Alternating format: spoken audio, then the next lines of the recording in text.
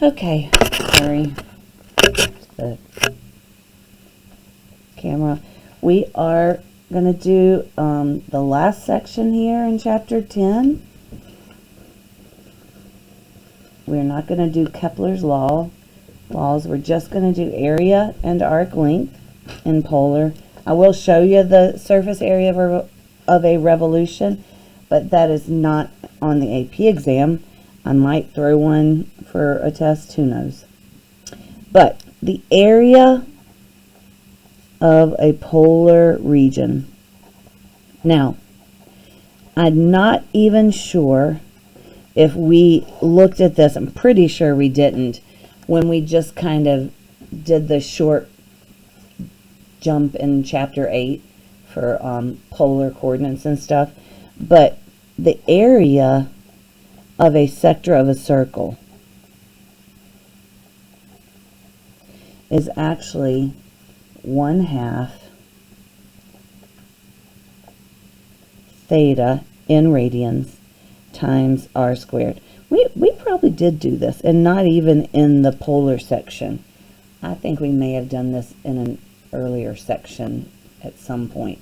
But 1/2 theta is in radians, and times the radius squared. So that's the area of a circle.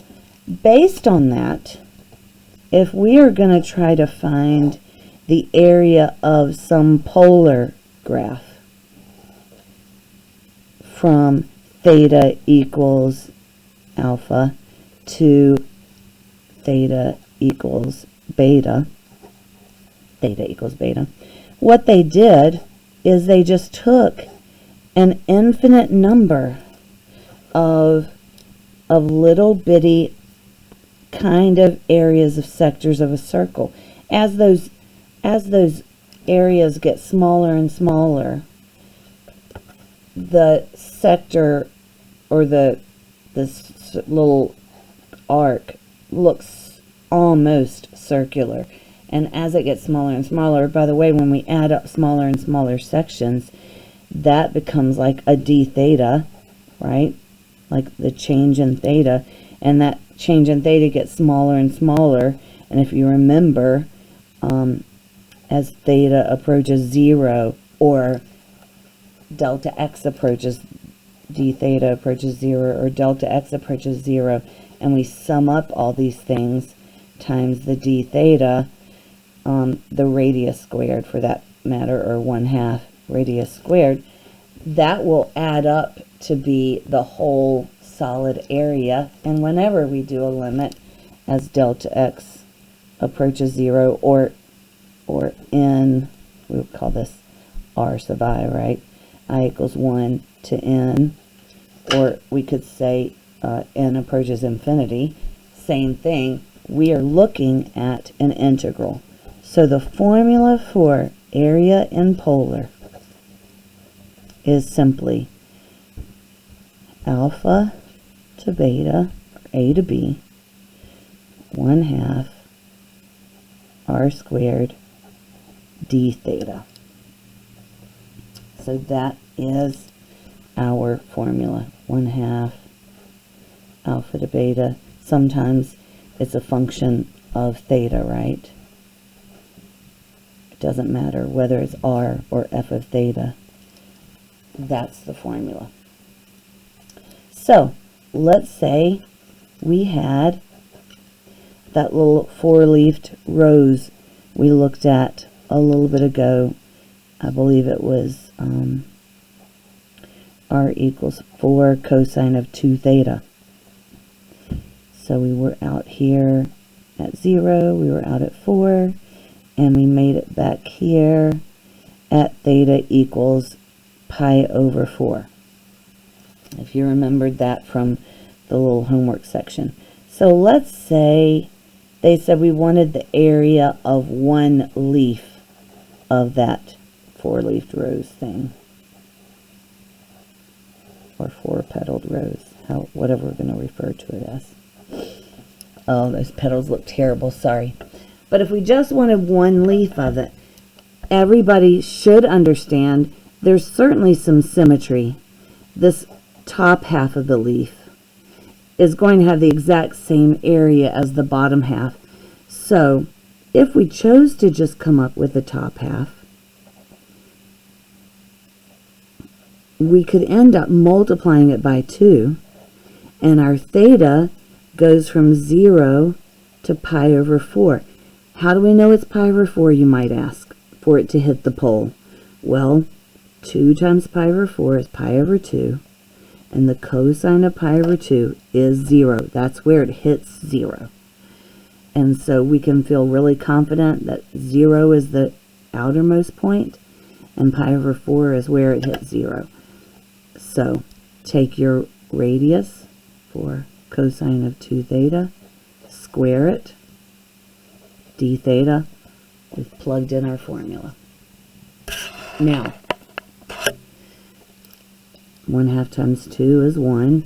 4 squared is 16.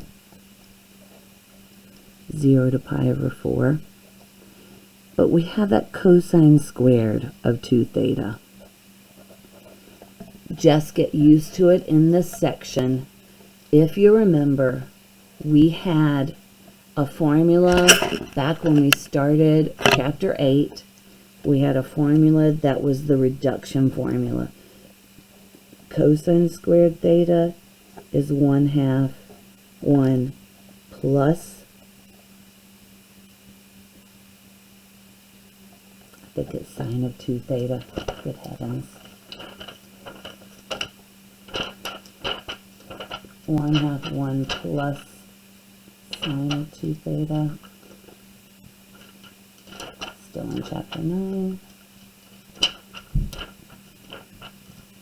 Reduction formulas. Where are they? Before classification. Before trig substitution. There it is.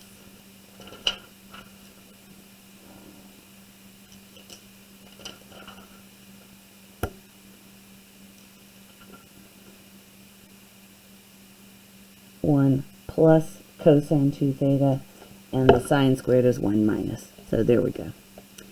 Cosine of 2. Oh, 2 times 2 actually is going to have to be 4 theta in this case. So, sorry for that pause. So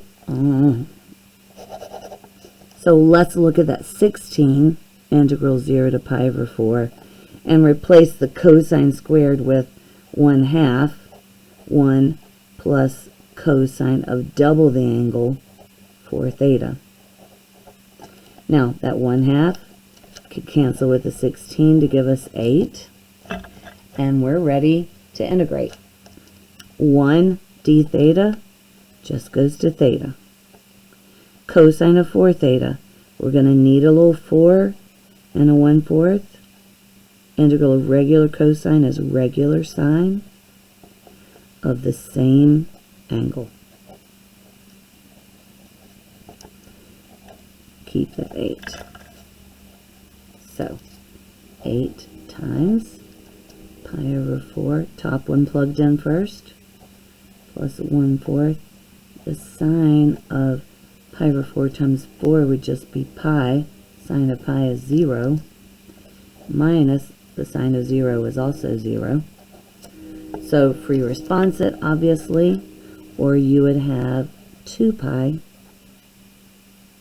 as your answer, because that's 0, right? 8 times pi over 4.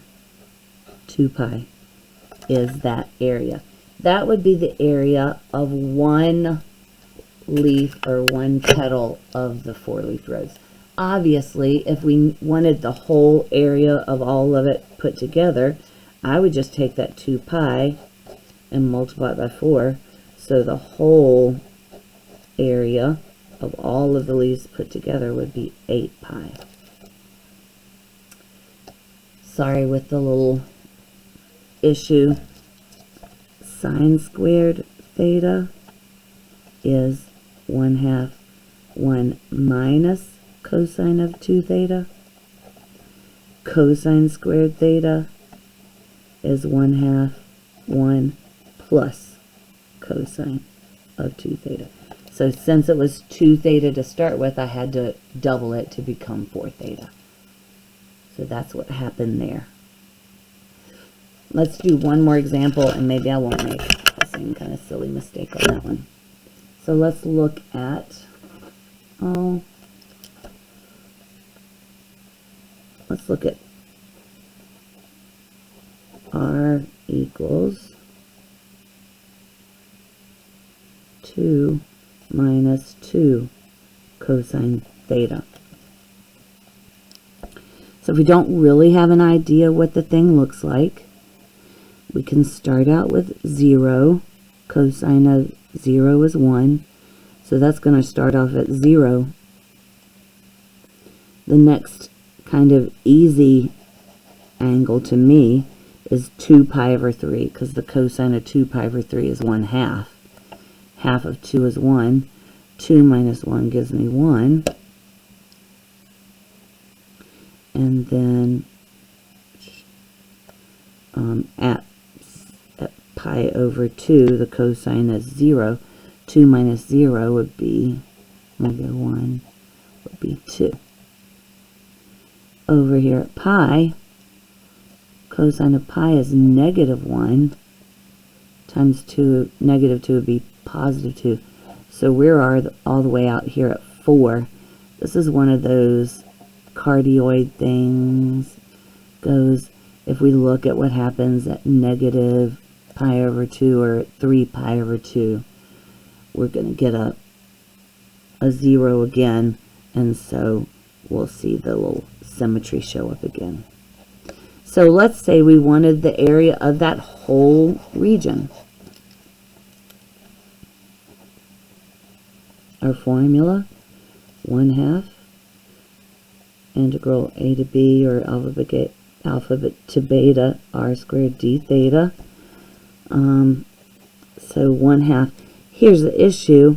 How about we go from 0 to pi because of symmetry and double it? It's always easier to plug in a 0 if at all possible. R is 2 minus 2 cosine theta. Square it. And that will cancel out. Be careful as you're rewriting. Keep your integral. Square that thing. We get 4 minus 4 doubled would be 8 cosine theta plus 4 cosine squared theta. And I see 4 in all of them. I'm going to go ahead and factor out a 4 just to make my work slightly easier. 4 out of 8 is not 4, it's 2. Losing my math skills. I hope you're not. So, take the 4 out. And the integral of 1, I guess I better, let's rewrite this cosine squared. That's 1/2, 1 plus cosine of 2 theta, right? It is a plane theta there. So, I will need to distribute the 1/2. And so what I'm seeing is 1 plus 1/2 would still be 3/2 minus my 2 cosine theta, and then plus 1/2 cosine 2 theta. Now I'm ready to integrate.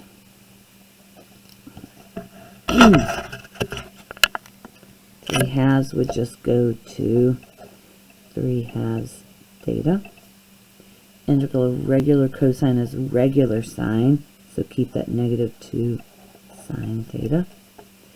We would need our little, it's not a plane x, so we need our 2 and our 1/2 plus 1/4 sine 2 theta. 0 to pi.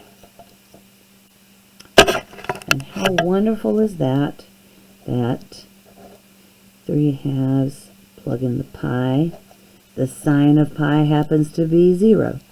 The sine of 2 pi happens to also be 0. Sine of 0 is 0. 2 times 0 is still 0. So minus 3/2 times 0, still big 0. So I'm seeing 2 goes in a 4 twice. 6 pi as the entire area there.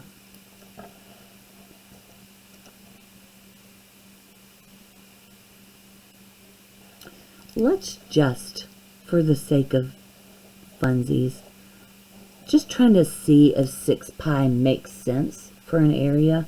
If I came over here and did like a 2-unit circle, right? That would, I mean, probably this 6 pi is probably a little bit bigger than the area because there's a little extra and just a teeny bit under over there. But, you know, the area of a circle is pi times r squared. So 4 pi, 6 pi, it probably makes sense. My units are not great. And I might even have this a little bit pointier, rather it might actually look a little bit rounder. So it makes sense that there's a little extra in that cardioid, a little more than the 4 pi. Just trying to make it make a little bit more sense to us. All right, so let's look at the arc length formula.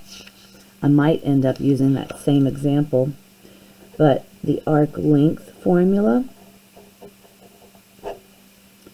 is alpha to beta, or a to b, and it has the square root of r squared plus r prime squared. If you remembered, arc length in parametric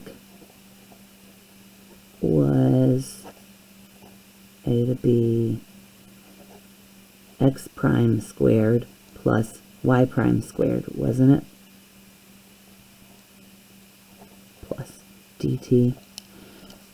Kind of similar in the thought process anyway. It was, each of them are squared. This one is just the plain radius, or I guess we could call it f of theta squared plus f prime of theta squared.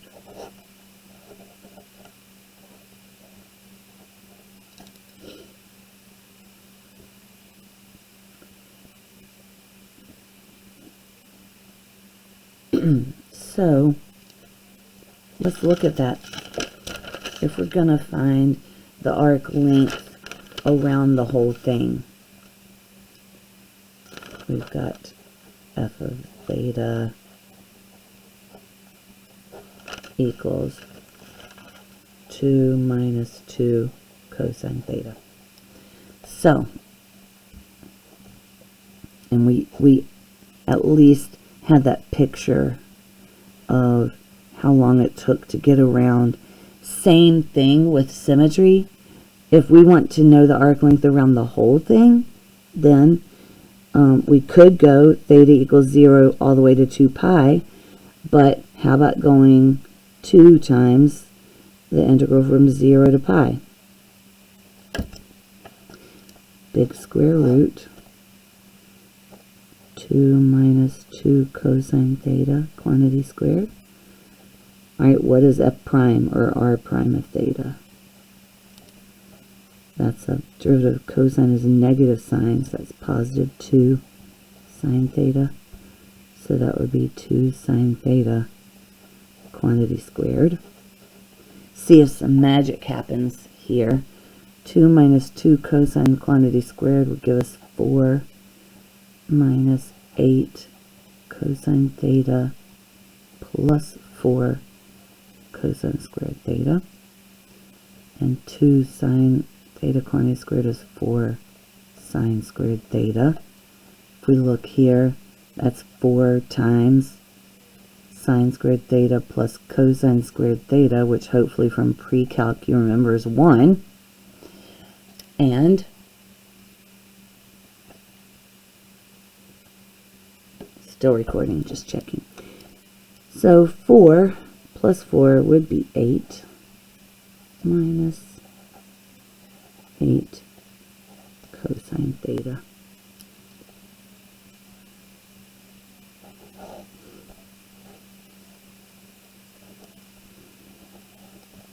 I'm not feeling the magic.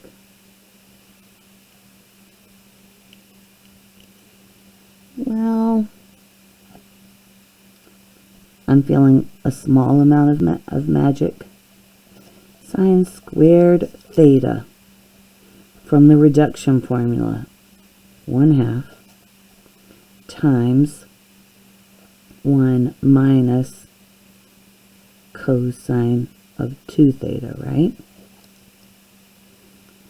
So what would sine squared of theta over 2 be the same as? 1/2 1 minus cosine of plane theta. So if I look at this, take out an 8,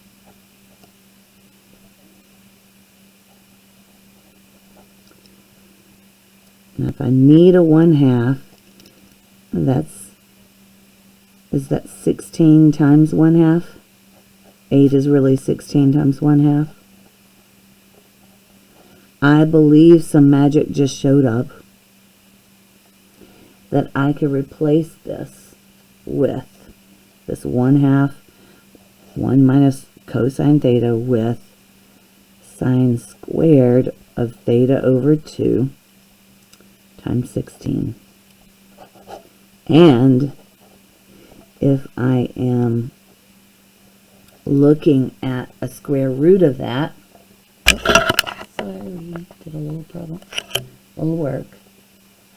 So we replaced it with 1/2, 1 minus cosine theta,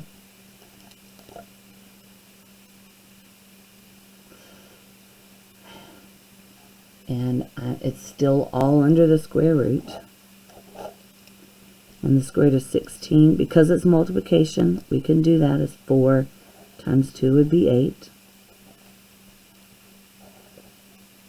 And the square root of sine squared would just be sine. Leaving a little space because that's not a plane theta, it's a theta over 2.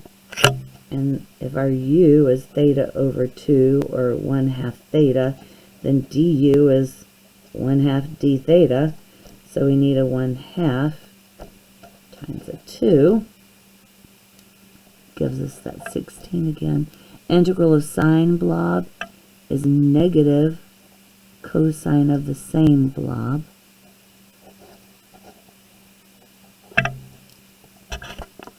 Plug in our theta first. Our top one first. Pi over 2. Cosine of that is 0. Minus a negative cosine of 0. Cosine of 0 is 1 times 16. Oh my word. It's 16. So, a little bit of magic had to happen for us to be able to do this by hand. I believe this is why many times on the AP exam, unless it's just a perfectly contrived polar equation, it's going to be hard to do it by hand. And so the real kicker is to memorize the arc length formula carefully, whichever version, and the area of a polar equation. Kicker is finding where things intersect and such. So let's go ahead and add on that area of a surface, a revolution.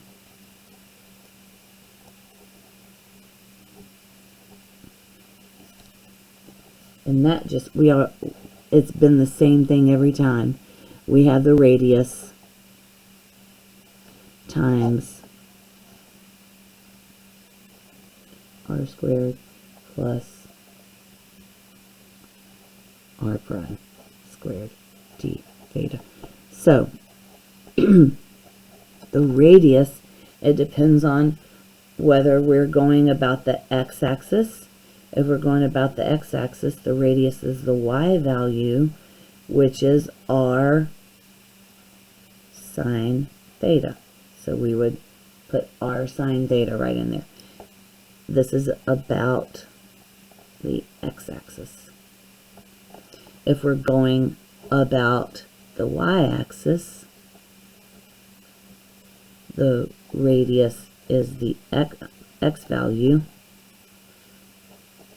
and the x value is the r function times cosine of theta.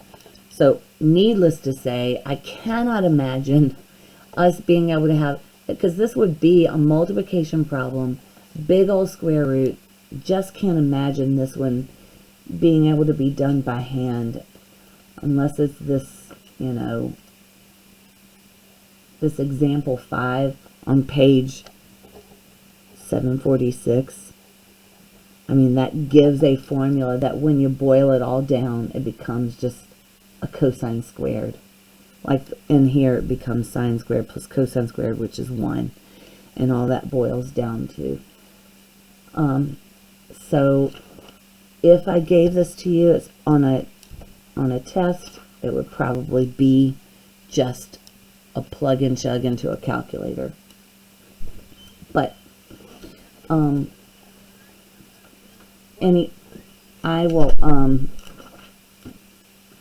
if you look at the functions that you're given, like common interior, find the area of the common interior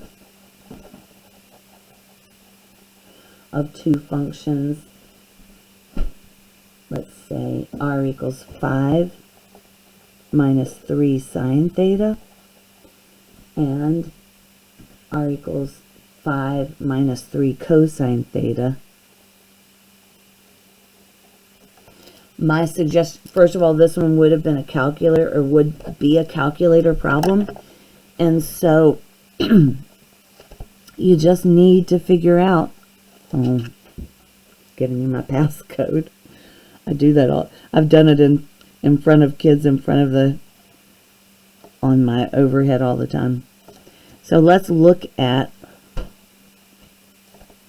5 minus 3 sine theta, 5 minus 3 cosine theta. See what they look like. Good gracious.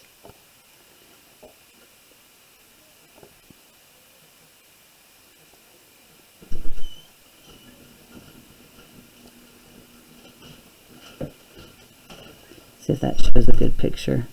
Almost.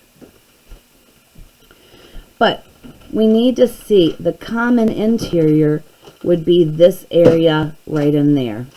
So my thoughts are, if we find where these things cross right here and right there, we'll be able to do a little finagling.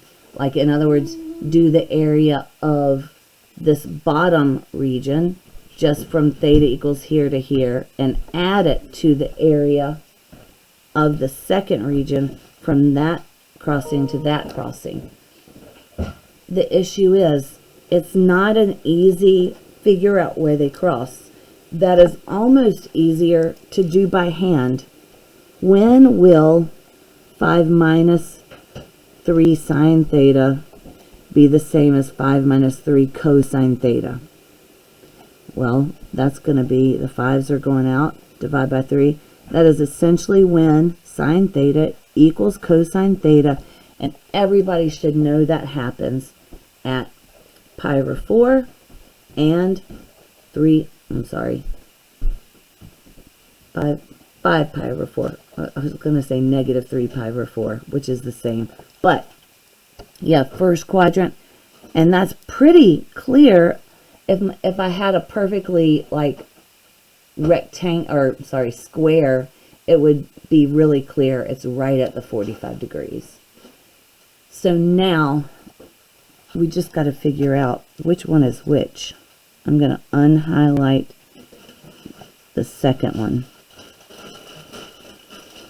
So this y1 is this bottom curve. Okay, y2 would be the other one. There we go. So let's look at the y1 curve. In other words, this one, from pi over 4 to 5 pi over 4, 1/2 r squared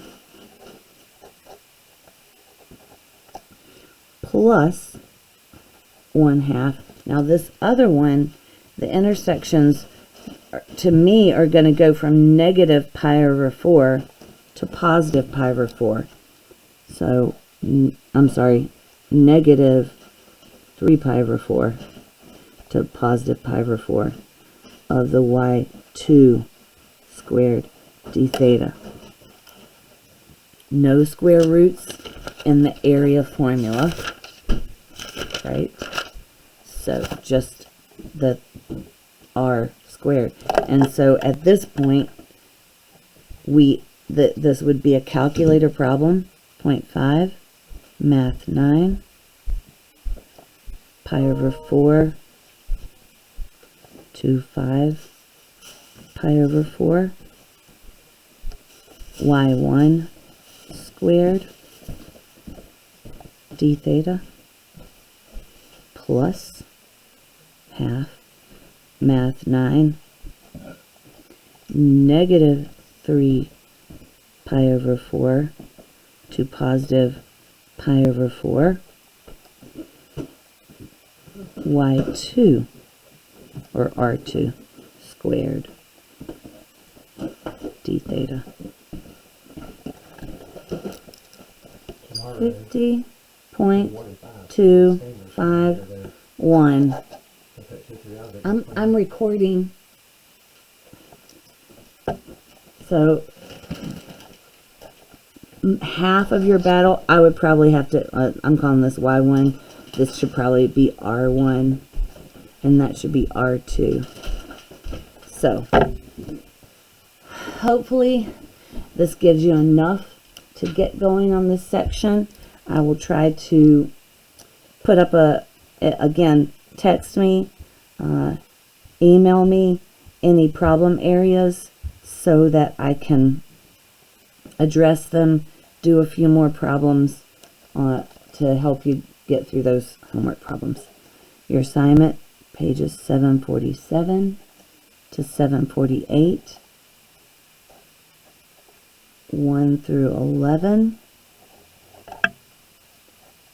17, 21, 23, 25,